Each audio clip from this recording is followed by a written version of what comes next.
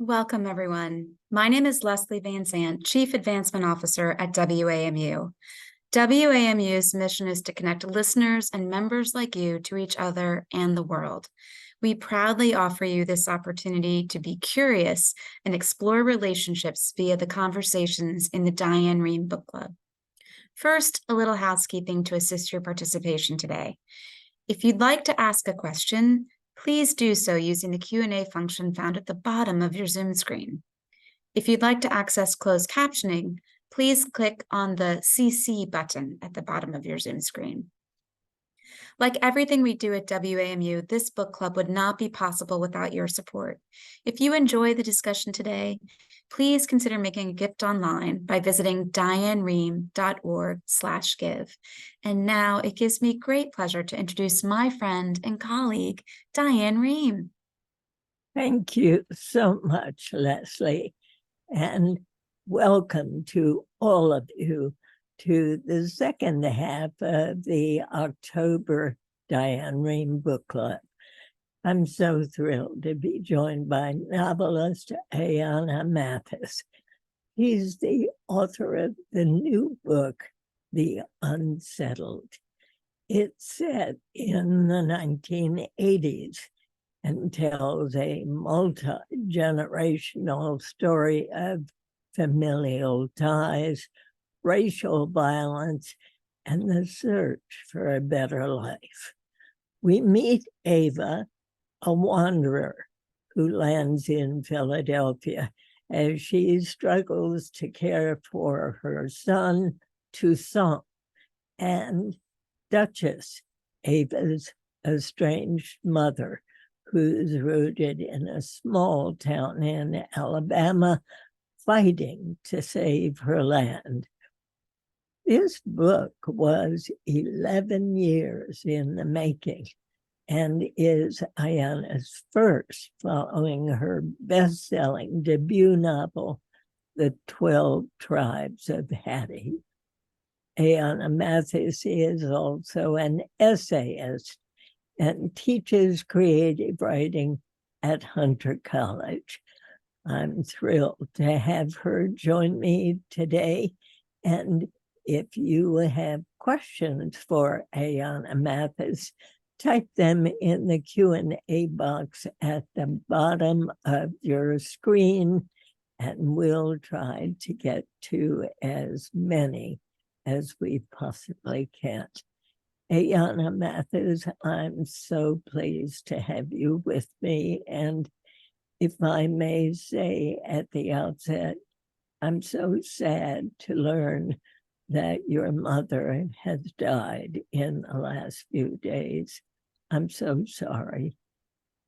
Thank you. Thank you for the condolences, and thank you for having me. I know we have a lot to talk about. I just wanted to say for folks who are watching and who will, listen later, that it may seem strange that I would be here in this moment, but it also felt to me like it was, this book I dedicated to my mother. And it also felt like one of the things I could do to honor her. She raised me to be a person who could write books and think thoughts, and who would do her best to represent the work that she's made. And so here I am, but I might tear up. So I'm just warning folks, there might be tears. I understand, and tears are so human and what make us all who we are. Did she die suddenly? Were you surprised at her death? No. No, she was ill for quite a while, and the last 2 months or so of her life kind of in and out of the hospital. And so I wasn't surprised. at the end, she went more quickly than I thought, but the fact that she passed was not a surprise. It's funny how little difference it makes, right? In a way, even though Absolutely. I mean, she died. I was holding her hand when she died, and it's still, you know. I knew for 3 years that my mother was dying, and it was a shock when it happened. So I understand perfectly. She, I'm sure, also was someone who believed in keeping commitments. She was very, very deeply. We had I hope that folks who are watching won't find this morbid. She also had a great sense of humor. And so, this book launched on September 26th. And for a couple of months, we had this joke / bargain that she wasn't allowed to die on September 26th. And so she and she didn't, she didn't, and she sort of let me get through the first half of my book tour, and then there was kind of a lull in travel, and she was tired, and so she, but I think this is pretty amazing. She was like, well, you got to launch this book, and you got to go on book tour, and so I'm just gonna hold on until you do those things. Oh, that's lovely. That's lovely. I'm so glad for you. Yeah. Well, it is a fascinating book. One that, as I read the first page with Toussaint finding his way into that house, I knew this was going to be about move. I knew it was going to be about what happened in Philadelphia in those 70s and 80s. And I have to confess to you, it was such a hard read that when I finished it, I thought, oh my God, I have to go back and read it again. I have to really understand this book. And I did. And I found in the terror I felt, I found the beauty of your writing and the beauty of your creation. I want you to know that. I felt that so, so deeply. Oh my goodness. Thank you. It means a lot, because it's a hard book, It's a hard book. A hard book. But I hoped that there would be beauty enough and compassion enough to sort of help people see it through. How hard was it to write? Extraordinarily. There's no better answer. I mean, it was about 10 years, I guess, in the making. And it was a book that was just sort of resistant to my efforts from beginning to end. The voices were hard to get. Not Duchess. One of the characters' names is Duchess. She wasn't hard for you. No, she came. She was a gift. She just is she was a voice that came. She came even before I understood a lot about the book. Like, I didn't know what to do with her exactly, but this voice came. There's late in the book, she has a memory about being in a flood when she was a young girl. She's, all these folks are Southern, and so she has a memory about being when the Mississippi River flooded and being displaced from her home. And she tells that story. And that came years and years ago. That voice and that story came almost intact, almost as it appears in the novel. But at the time that it came, I didn't know where it went. I didn't know what it was a part of. I didn't understand its context. So she was a gift. Ava, her daughter, on the other hand, was just a struggle from beginning to end. I think she still is. I didn't understand her. She's a difficult character. I think I was judging her. I think I was angry at her. I think we just had a very difficult relationship, and I couldn't sort of tune out the static well enough for a long time to be able to actually hear her. It took a long time. And so therefore, because she's one of the main voices, of course, that made the whole book, like, not understanding her trajectory and not being able to hear her made the whole book just take so much longer. Ayana, I did very fortunately go back and read the piece you had written about your life with your mother that you wrote for Glamour magazine. And it would seem that you had a difficult time with your mother in some of the same ways that Ava has with Duchess. So I wonder whether, you know, cliche perhaps, but you were wrestling with your own identity and writing about Ava, and whether that's what made it quite so hard. I think so. You know, I mean, it's there are little elements of my life and my experience, both in that relationship between Ava and Duchess, as you just said, little bits also in the relationship between Ava and her son, Toussaint.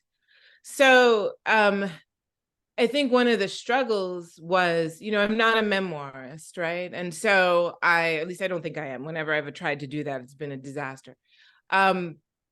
So one of the things that had to happen is that I had to struggle with all of that material, but I couldn't write my life, which meant that I had to make narrative. I had to make story about things, some of which were very real to me. And that took a long time, because I think for me, in any case, and this is why I'm not sort of a gifted memoirist, I don't know how to make dynamic, animated, living story out of my personal experience. It's not my gift. And so therefore, there's this weird process of confronting my own life, my own experience, etc., and then sort of having it go through some sort of crucible or something so that it can come out on the other side as something that's narrative, finding characters who are not me, not my mother, that I can give that story to, so they are informed by the story, but are not acting it out. And that also took a very, very long time, because I find that if I'm too wedded to my own experience or to fact, the writing becomes flat, stiff, like it doesn't move, you know? And so there was a sort of process of both descending into my own experience, and then whatever I found there, kind of trying to transform it into something that I could give to characters, fictionalize, and therefore animate, if that makes any sense. It does. And picking up on the word move, how much did you grow up knowing about move and what had happened during those years in Philadelphia? So I'm from Philadelphia, as I think everyone has already said. So I was 11, I guess, when it happened. And it was interesting because move remains a raw wound in Philadelphia. Like, that was 1985 when the bombing happened. For folks who don't know about it, I'm sure you probably also discussed it in the first hour, but there was a group called MOVE, and the police that was sort of involved in a very long armed standoff with police on Mother's Day of 1985. And the police and the mayor at the time decided that the way to sort of end this siege was to quite literally drop a C4 explosive from a helicopter onto the roof of their house. And there were 13 people in that house. 2 of them got out, but the other 11 died. 5 of them were children.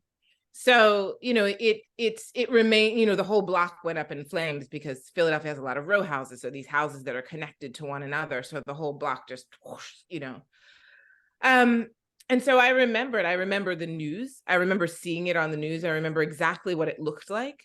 And I remember, though, that in my family, no one talked about it. Like, I had this sense that something very bad had happened and very unjust had happened. But nobody I didn't was have any talking language about it.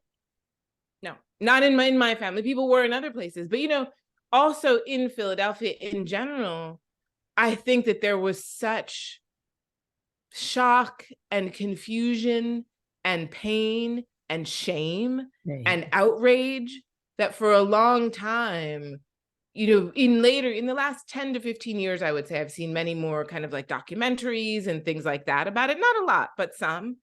But for a while, there was a lot of silence. And there was an enormous amount of silence, interestingly to me, outside of Philadelphia. Like I would mention it. And for years, really until I guess the last 10 or 15 years, very few people had ever heard of this. Very few people knew that this had happened. So it was, in some ways, the book, because it's such a raw wound, I didn't want to tell the story exactly. What I wanted to do was explore a lot of questions that sort of came up for me and that I think kind of came up in the city as a result of it. Because I didn't want to touch it exactly. There's people in Move who are still alive. And so I was like, I don't want to presume to take this and retell it, but I want to ask a lot of questions about it. And I want to really explore it. And I want to place those questions in the bodies and minds of living beings, the living beings being my characters. So of whom did you ask questions? I did a lot of research mostly. I thought for a while, I said, should I go and talk to Ramona Africa? She's one of the people that all of the people in Move took the last name Africa for I know you know this already, Diane, but for folks who might be listening and don't know that. And so everyone took the last name Africa. Ramona Africa is the last living person who was in the house. She was in prison for many, many years, and she got out just a couple of years ago. And I thought to ask, and then as I went through and I wrote further, because I will say at first I thought, oh, I'm just going to write this Move thing. That was the thought 6 or 7 years ago. But as I wrote, I discovered that I didn't want to do that for any number of reasons. And so most of my research ended up kind of being limited to, newspaper clips and footage and documentaries and things like that. And then a lot of my own memory, because it's fiction, of course. And so I wanted to think about what my own questions were. Like, what were my questions? What did I not understand about this thing that had happened? And I wanted to kind of write into those questions in a certain sense. I was at the time doing what was called the Diane Rehm show, Sure. which was broadcast nationally, and we did several programs on the Move incident. I read every single word. I could not believe that the Philadelphia police had bombed its own citizens. To this day, I cannot believe it. But one has to believe because we know it happened. And the reaction of not only those of us here in Washington, but around the country. People of my age surely still remember it. But did you talk to others who were not involved with Move, but who lived there in Philadelphia? Did you get their reactions as well? Some from sort of family years later, right? Like as an adult, in these kinds of years. But I really wanted it to sort of be mediated by a kind of imaginative exploration, rather so much than a lot of like facts per se. Yeah. Though I certainly did, I kind of looked at footage of, of course, like there was massive news coverage at the time, right? And so there's always these sort of like men on the street, we used to call them, right? Kind of like, what do you think about, so all of those sorts of things. And it was very interesting, the kinds of questions that come up and the kinds of, which were also things I wanted to think about. One of the things that I don't remember what clip this is, or if it was in a newspaper, but, the complicated thing also about Move is that they were difficult neighbors, right? Like they weren't easy to live next to. which of course does not mean that they should be murdered, right? Exactly. But the people that lived in that neighborhood, there was a, that neighborhood at the time is called Cobb's Creek neighborhood in Philadelphia. And it was a working and lower middle class Black neighborhood. And it had at the time the highest rate of Black home ownership in Philadelphia. And so these folks are very, very proud and they're of their homes, and they take care of their homes and the whole thing. And they had issues with these kind of disruptive neighbors, right, that lived next door. And so, they did things that people do, right? When they have, they talk to the city council person, sometimes they talk to the police, etc. And one of the questions that came up for me that was so kind of my sort of secondary tier of questions, right? One of them was about the people that lived in the neighborhood. And one of them was about, well, if you're a Black person, do you not have the right to the usual sort of avenues of sort of civic complaints, right? Can you not say, hey, my neighbors are noisy, hey, my neighbors are composting and it's smelly, whatever, without that resulting in mass murder and displacement? And that was it was a big question for me. Like what implications does something like that have on Black people's ability to kind of participate in the normal civic life of a city or a place without it resulting in just catastrophic violence? And there were a lot of reverberations of that and a lot of guilt, like some of the things that I read, people thinking, well, yeah, I mean, we did call the police, but I didn't want that to happen. And how could they have known? How could they have known that doing a normal thing that an average person might do in terms of complaining about a problematic neighbor would lead to something like that? So that's also one of the big questions I think I wanted to think about in the book, is like, what are these aspects? Like, what does freedom look like? What does it look like to be safe? And if part of freedom is being able to participate in a regular, normal way in a civic society and to have the avenues that are open to everyone else, I have to complain, I need, whatever it is, these normal, banal things. What does it mean if when you exercise those rights or you go down those avenues, something so horrific happens when the state intervenes? So I had a lot of questions like that also came up from research and also my own kind of thinking about it. Can you talk about the relationships among Black people in your book?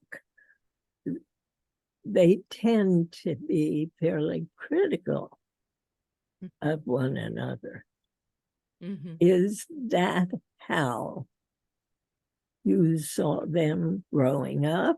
Is that how you see them now, as fairly critical of one another?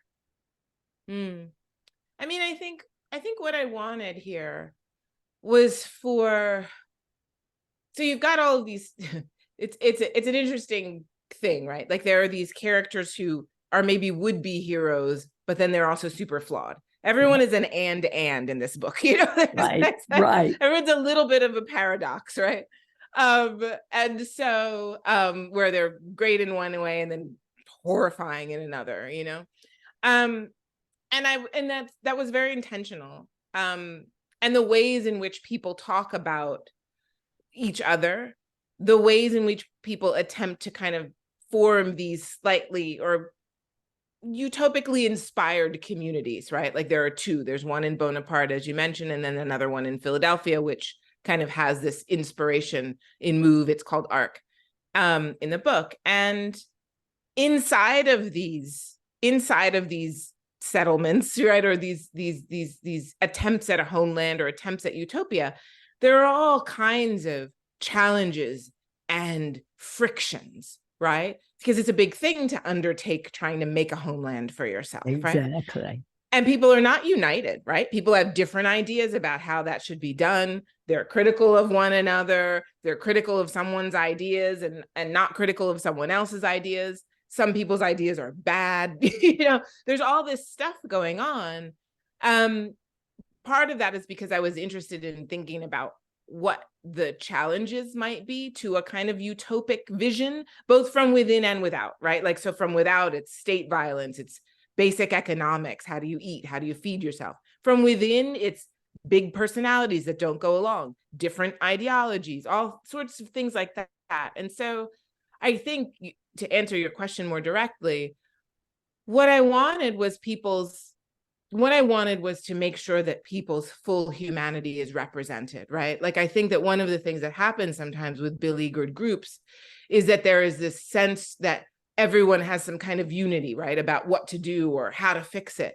When in reality, there are all these, just like in anything else, there's frictions and factions and all of these sorts of things. And so I wanted that dynamism to be there because I think it's very human. And I think in the absence of dynamism, then the people become flat, right? They become less human. They become less real. Because sadly enough, I mean, you know, we're a fractious folk, meaning the human race, right? Like, we don't Absolutely. You know?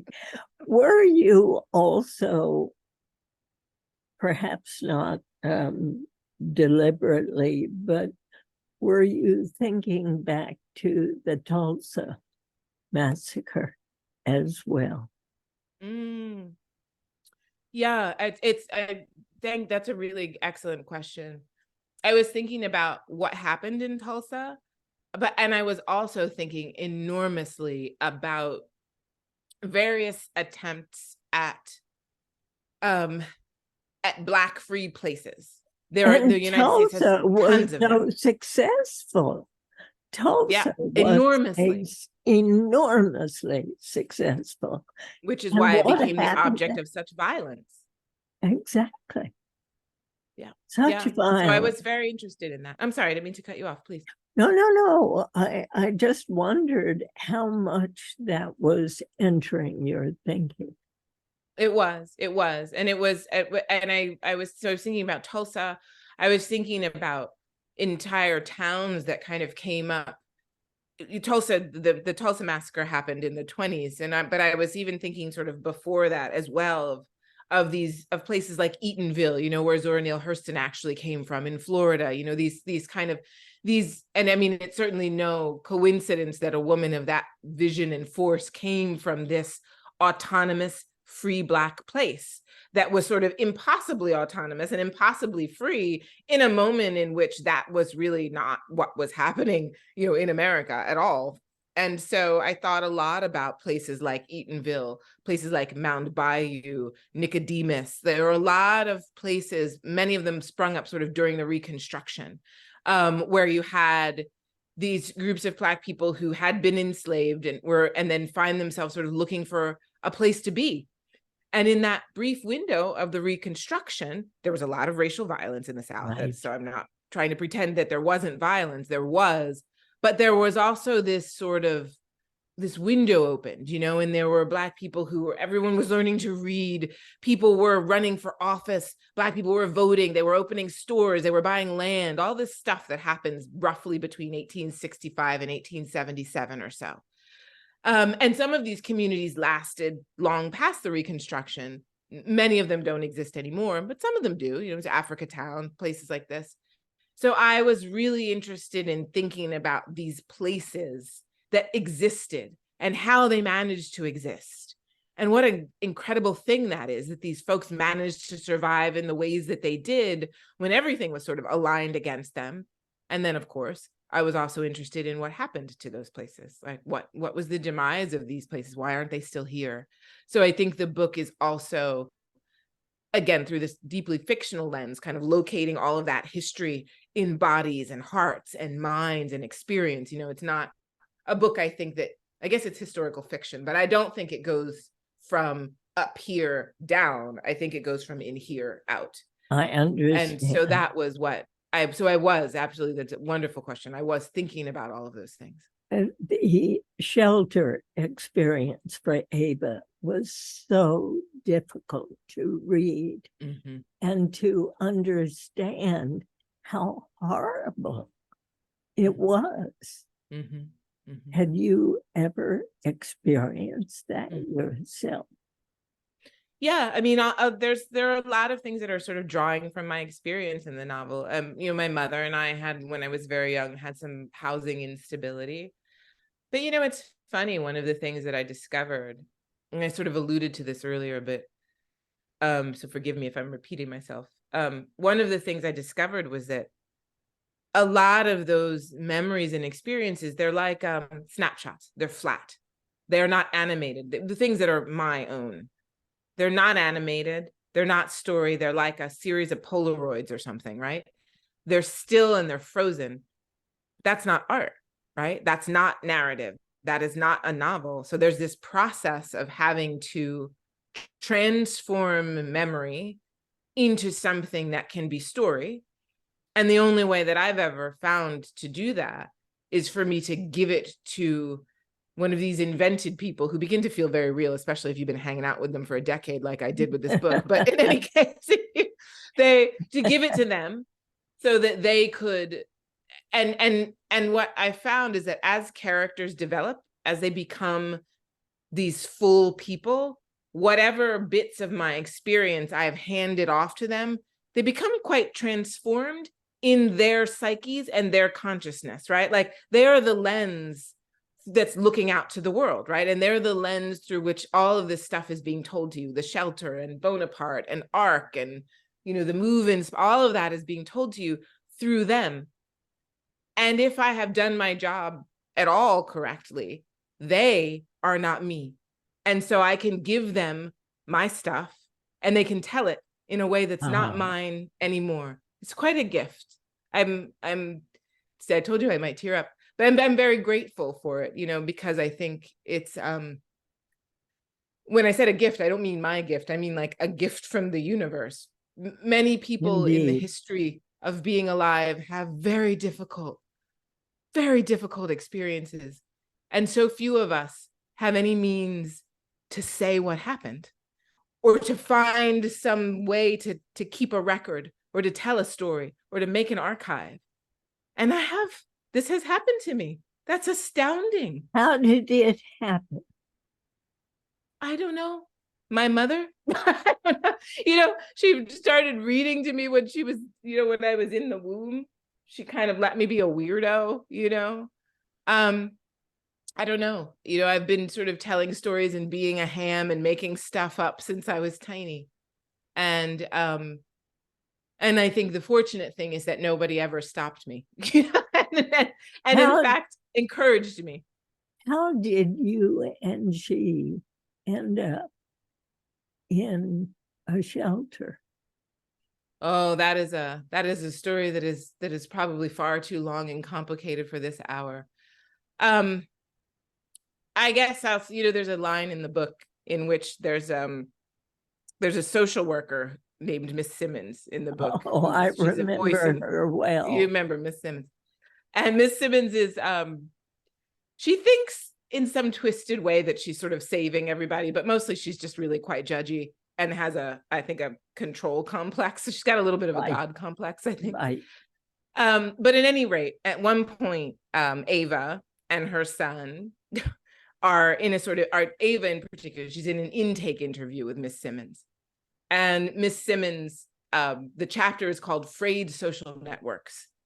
And Miss Simmons basically says in her sort of judgy way, well, people don't end up in here because of boyfriend trouble or because they can't get a job or whatever. They end up in here because of frayed social networks.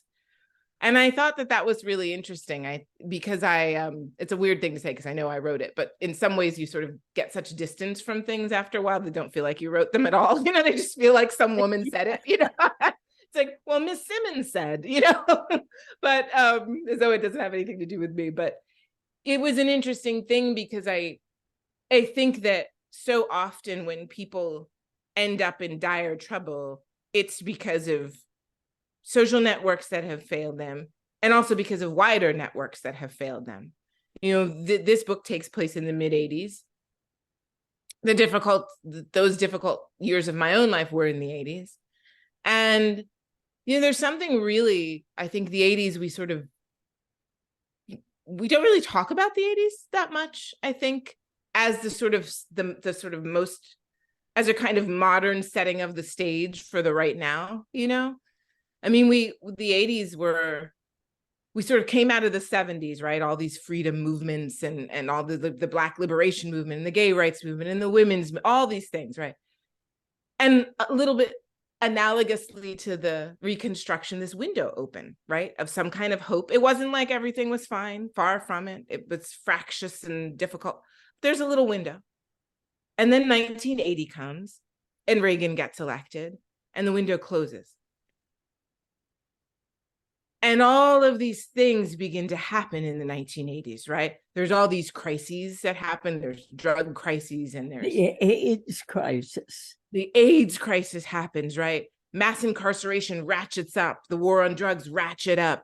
The sort of funding for social programs begins to sort of just be kind of yank the rug out from a lot of people. And the zeitgeist changes even. Like it all just changes. Totally. And so the fact that, you know, my own difficulties and certainly the difficulties in this book play themselves out in the 80s is, I don't think, any coincidence. And I think that the frayed social networks that Miss Simmons mentions, and those that I think affected my own life, are about individual personal relationships. And they're also enormously about what was happening in the 1980s in the US and in cities in particular. Your father left your mother when you were how well, she old? kind of left him, actually. She left him. Yeah. How old were you? Very young, like 3. So you and she were on your own very early on.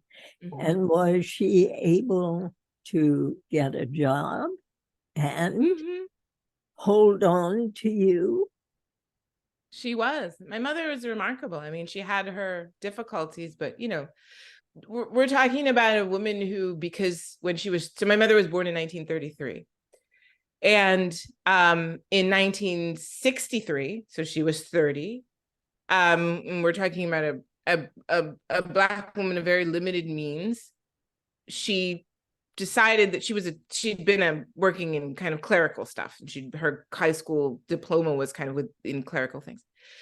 And in 1963, she decided that she didn't know enough about the world and that she didn't understand. She thought, I'm boring myself and I don't think I know enough about the world. And so she started at night school and then went to day school and, you know, went to college. And so, you know, she is remarkable human being. You know, one of the things I think about the book that I was hoping to explore is that, you know, all of the settings in this book are sort of unfamiliar to people in many ways. Certainly a homeless shelter, aside from kind of received narratives, right, that we might have. Certainly a Black utopic settlement is largely unfamiliar to people, right? But with regard to the homeless shelter and part 1 in particular, I was very interested in the ways in which, thinking about my own life and my mother and our experience, most of what people would have thought about it or would have assumed about it, to my mind, was utterly incorrect. You know, there were these sort of totalizing stories about people who are having economic difficulties or have housing instability. Now, of course, all that stuff is super difficult, like, obviously, right? But at the same time, and I hope that this is reflected with Ava in the book, you know, it's not a flat experience, right? She has agency. She often uses it to make very bad choices, but she has it, right? Her experience isn't flat. It's strange. It's particular. It's almost a little surreal because at a certain point she gets a concussion. So it's a little bit dreamy and a little bit kind of off kilter. She should have been in a hospital. She really should have. She should. But I think what I was hoping to do there was to sort of challenge or at least poke some holes in a flat story of people being poor or of people being in trouble. And part of that, I think, is because I think that's just what good literature is supposed to do, right? Like it shouldn't coast on givens, right? Like it should reinvent something, or at least poke at it a little bit, right? And in part because I didn't want my own, so much of my own experience, just there's assumption, oh, it must have been this, it must have been that. No, it wasn't, it wasn't. Some things, yes. Some things, no. Some things, my mother and I were this kind of fierce band of two, you know what I mean? Sort of facing the world. And we read books and we told stories and we did what we needed to do.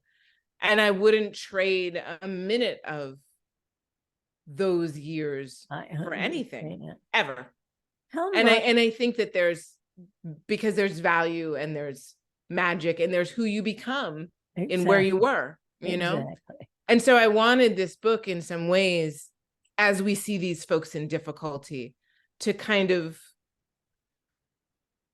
represent a little bit the ways in which we can't flatten human experience into, oh, that must have been so sad, or oh, that must have been, sure, but everything always has nuance and dimension and strangeness. And makes you who you are.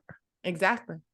How much of Ava's difficulty do you think, or do you believe the reader will come to the conclusion is based on what happened to her as a child? I imagine that many people will, though, yes. So to answer your question more directly, I imagine many people will. In my mind, part of it is that, sort of her experiences as a kid and all of that, and with her mother. And part of it, I think, is just her personality. She's really tough. ornery. She's tough, right? Yeah. She's kind of self-sabotaging, and she's tough. So some of it is also just her. Like some of it is just her. So because I'm always sort of hesitant to draw, and I think it might be one of the things that might be tough for some readers with this book is that, I think it doesn't always draw one-to-one parallels, right? Like it's not like, right, so because A, then B. It's sort of like, well, because of A and B and a little bit of C and also D, then F.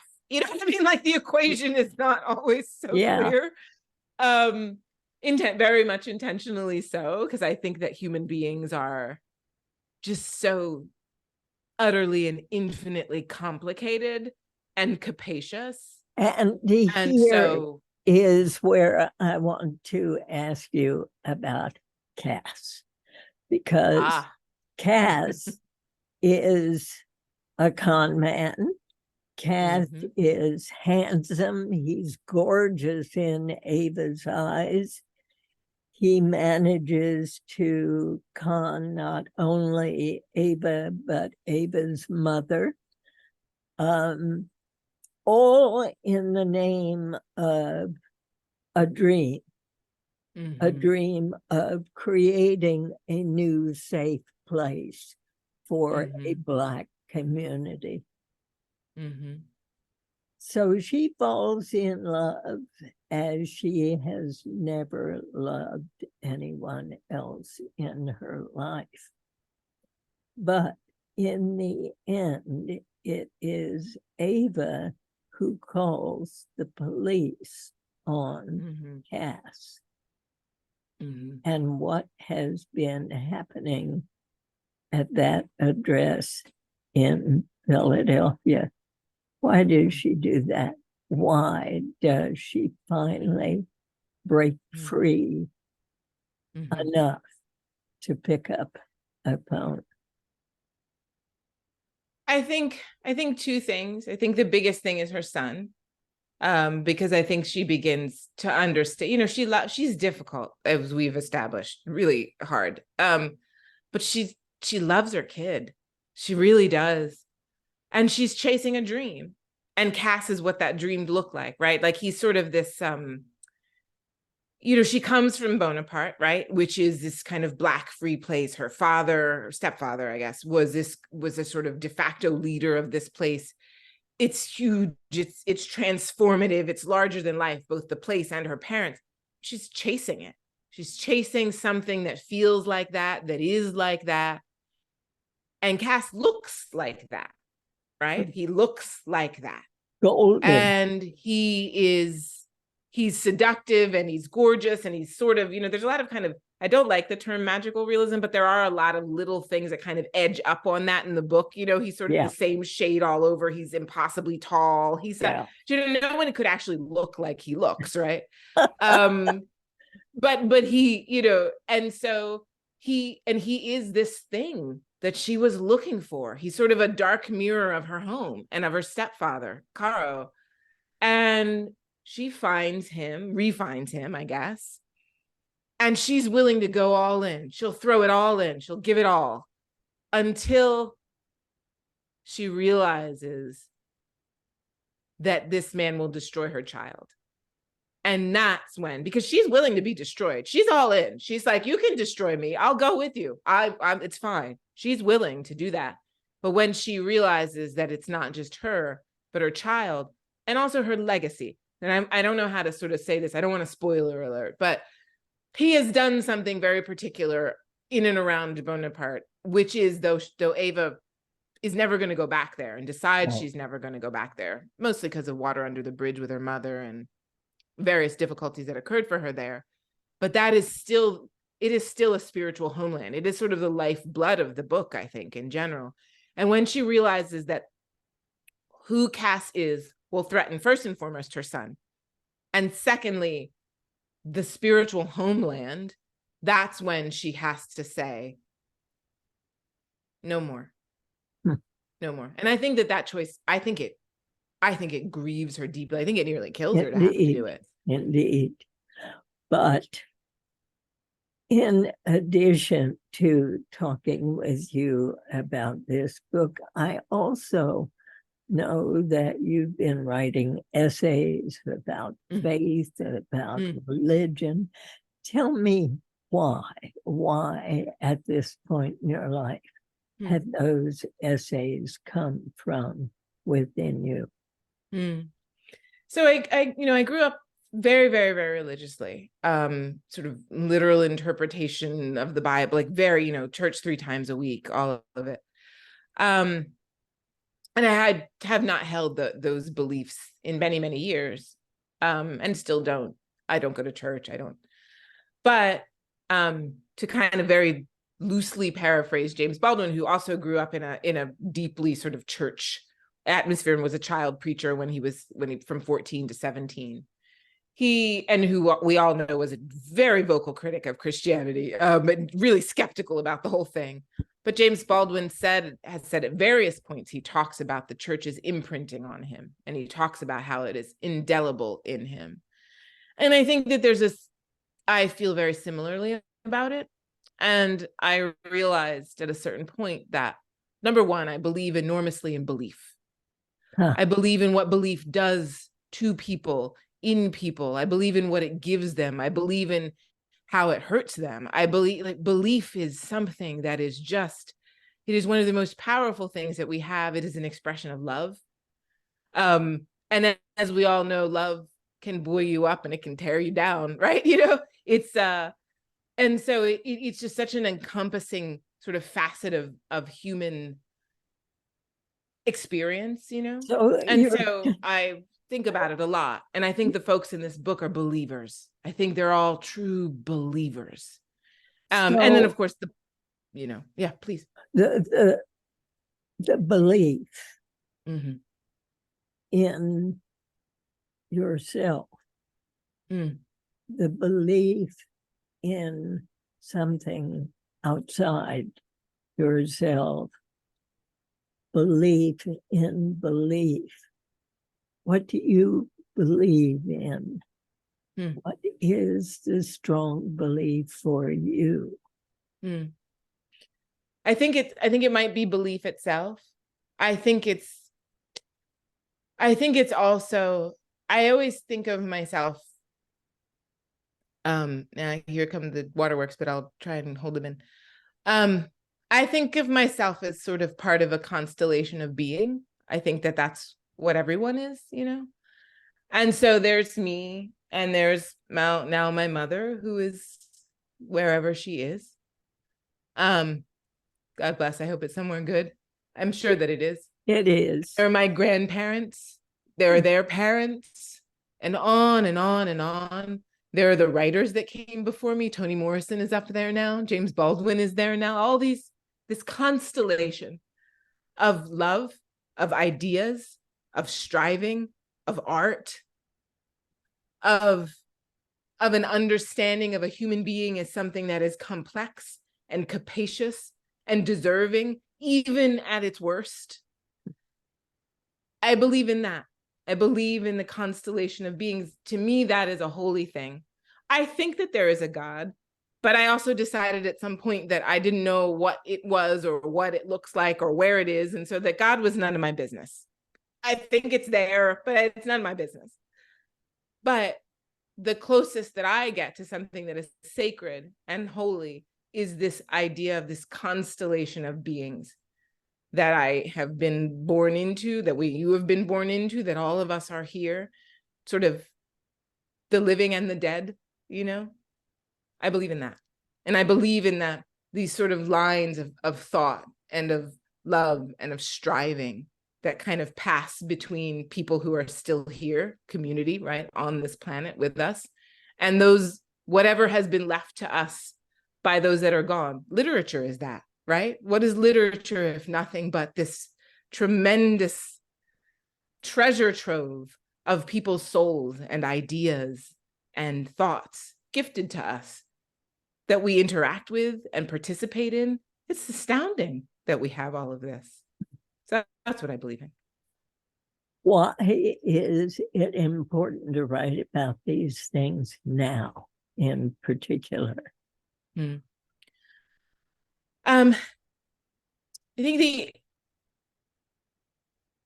think that the 80s, and so being very specific about this book, I think that the 80s set the stage for where we are now in many ways. I think that so much of sort of where and how we are begins in the 80s, right? It's you know, obviously it ratchets up, right? When we get into the 2000s, and it ratchets up again after 9/11, and it ratchets up again, you know, at these various kind of touchstone points in the history of the last, you know, 20 to 30 years.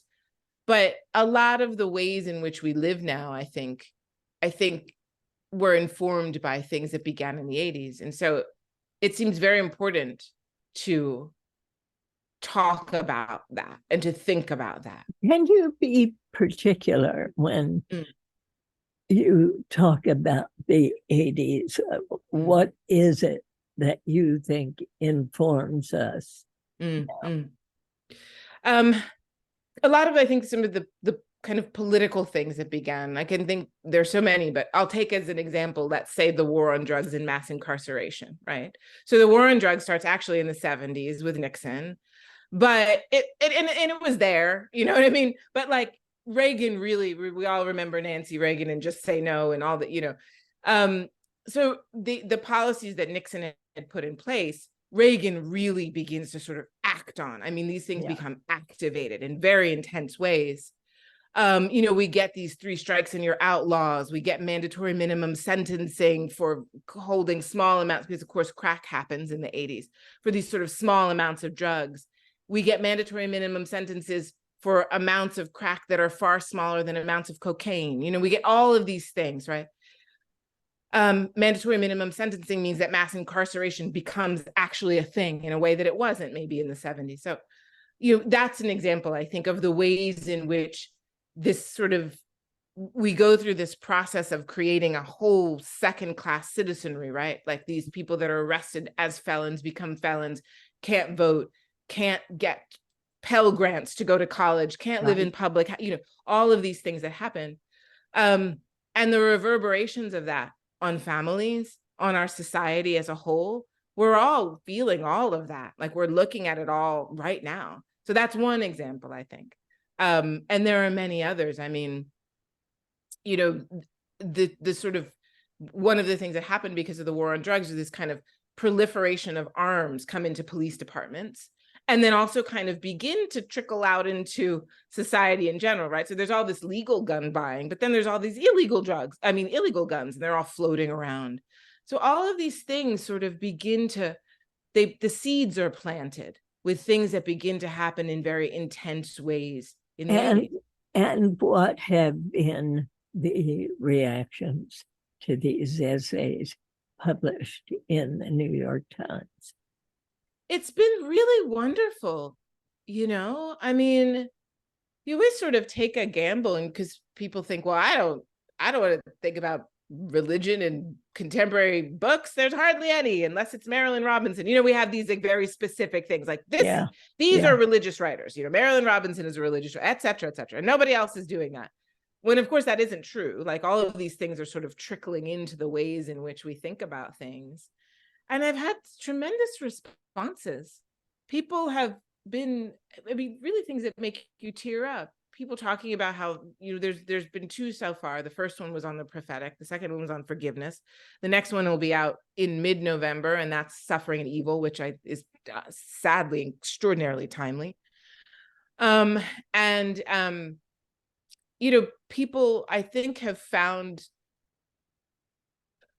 some articulation of things that perhaps they were thinking about or feeling or looking for.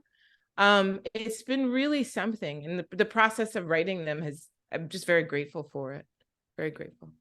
Well, and I must tell you how grateful I am for your writing, your way of thinking, your decision to be with us today, to share your thoughts in light of your mother's so recent death.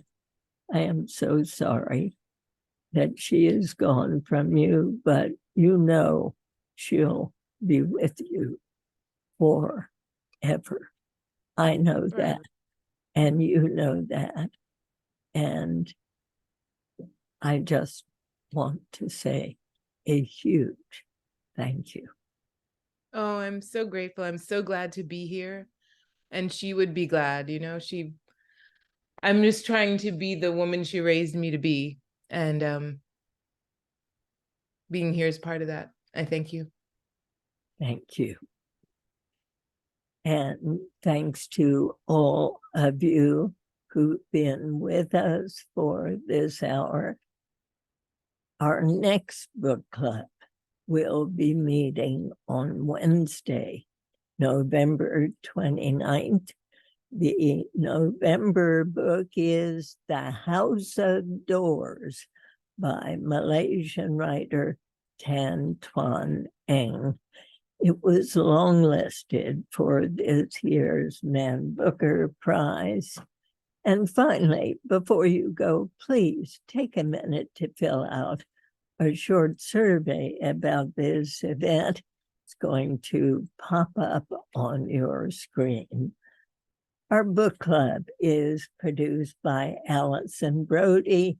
Allie Dickman is our events manager. Our engineer today is Kennedy Wright. We couldn't have been with you today without the support of Leslie Van Sant, Carly Cloud, Lauren Centrella, Patrice Jackson, Virendra Silva, and Michelle Morgan. A special thanks to all these people, but most especially to Ayana Mathis for her beautiful and moving and a heartfelt book, The Unsettled. I'm Diane Rehm. I look forward to being with you again next month.